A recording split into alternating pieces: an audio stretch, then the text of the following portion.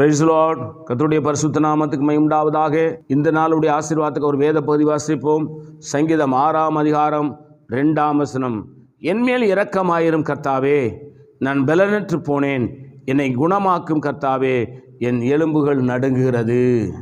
கவனிங்க, சங்கீதக்காரன் சொல்றாரு தாவீது, என்மேல் இரக்கமாயிரும், நான் பலனற்று போனேன், என்னை குணமாக்கும் கர்த்தாவே, எதுவரைக்கும் இறங்காதிருப்பீர், என் எலும்புகள் நடுங்குகிறது.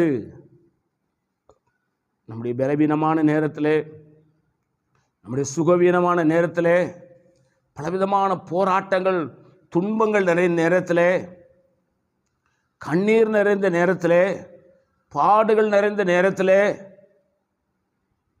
நம்மளை தைரியப்படுத்தி நம்மளை நடத்துகிற தேவன்தான் நம்முடைய கர்த்தராகிய இயேசு கிறிஸ்து.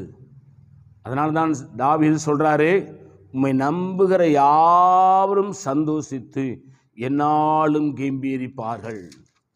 இயேசுவை நம்பினா இந்த பூமியில் எப்பொழுதும் நாம் ஆசீர்வாதமாக இருக்கலாம். அதனால தான் சொல்லுது, என்மேல் இரக்கமாயிரும் கர்த்தாவே, நான் பலனற்று போனேன், என்னை குணமாக்கும் கர்த்தாவே, என் எலும்புகள் நடுங்குகிறது. அவ்வளோ பிரச்சனை, சரீரத்தில் அவ்வளோ வியாதி பலவீனம், அவ்வளோ போராட்டம், அவ்வளோ துன்பம், அவ்வளோ பாடுகள். ஆனால் சங்கீதக்காரன் சொல்றான், என்மேல் இரக்கமாயிரும்.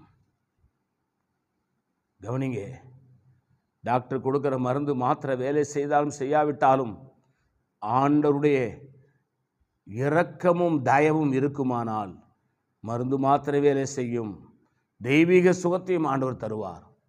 மருந்து மாத்திரை வேலை செய்யணும்னாலும் தேவனுடைய இரக்கம் தேவை, தேவனுடைய காருண்யம் தேவை, தேவனுடைய தயவு தேவை.